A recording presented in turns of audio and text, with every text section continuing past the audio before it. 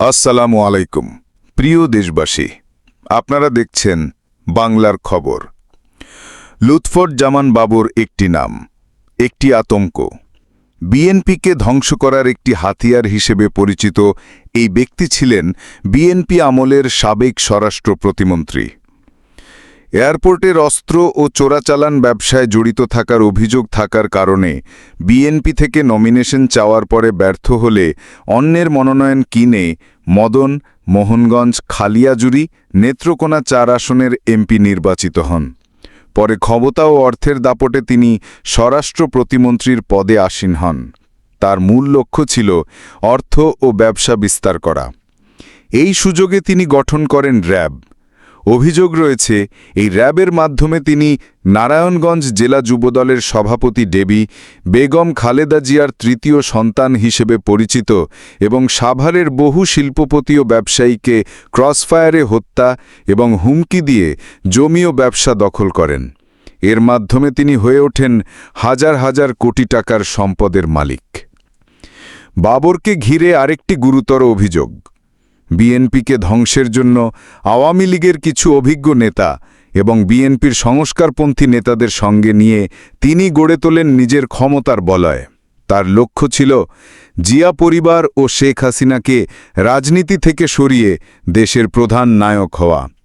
এই ষড়যন্ত্রের অংশ হিসেবে বাংলাদেশে প্রবেশ করান কুখ্যাত 10 ট্রাক অস্ত্র।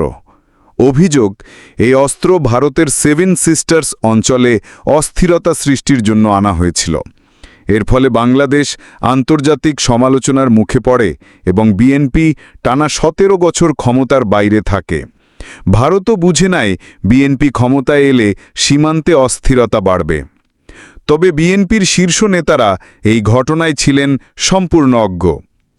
কিছুদিন আগে নেত্রকোনার এক এনসিপির সমাবেশে নাসির উদ্দিন পাটোয়ারি এই বিষয়টি পুনরায় তুলে ধরে বলেন, যদি সামাল দিতে না পারেন তাহলে 10 ট্রাক অস্ত্র কেন এনেছিলেন? এই মন্তব্যের পর বাবরের এলাকায় বিক্ষোভ মিছিল হয়। সমর্থকেরা স্লোগান দেন, আমরা সবাই বাবর হব, 7 সিস্টার স্বাধীন করব, যা প্রমাণ করে বাবর ভারত বিরোধী কর্মকাণ্ডে ও 10 ট্রাক অস্ত্র চলানে জড়িত ছিলেন। রাজনৈতিক বিশ্লেষকদের মতে 10 ট্রাক অস্ত্র মামলার মূল নায়ক ছিলেন লুৎফরজামান বাবর এবং এর লক্ষ্য ছিল ভারতের বিরুদ্ধে ষড়যন্ত্র, বাংলাদেশকে অস্থিতিশীল করা এবং বিএনপিকে ভারত বিরোধী হিসেবে উপস্থাপন করা। তার তৈরি র্যাব পরবর্তীতে শেখ হাসিনার আমলে বিএনপির জ্যেষ্ঠ নেতাদের ক্রসফায়ার ও গুমের মাধ্যমে ক্ষতিগ্রস্ত করে। এখন প্রশ্ন, র্যাব কি সংস্কার হবে নাকি বাতিল হবে? বিএনপি এখন সিদ্ধান্ত নিয়েছে বাবর থাকলে ক্ষমতায় ফেরা অসম্ভব, তাকে মনোনয়ন দেওয়া হবে না।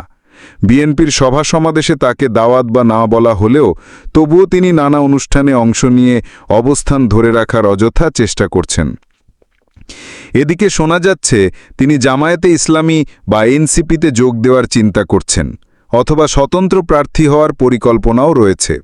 কিন্তু সংবাদ মাধ্যমে খবর প্রচার হলেও তিনি কোনো সংবাদ সম্মেলন করে অভিযোগ অস্বীকার করেননি। সব মিলিয়ে লুৎফরজামান বাবর এখন বিএনপির লাইনচ্যুত নেতা। অন্য পথ খুঁজে সংসদীয় আসন ধরে রাখার চেষ্টা করছেন। রাজনৈতিক অঙ্গনে প্রশ্ন, বাবরের ভবিষ্যৎ কি আর র্যাবের পরিণতি কোন পথে যাবে? ধন্যবাদ বাংলার খবর দেখার জন্য। নতুন খবর নিয়ে আবার ফিরব।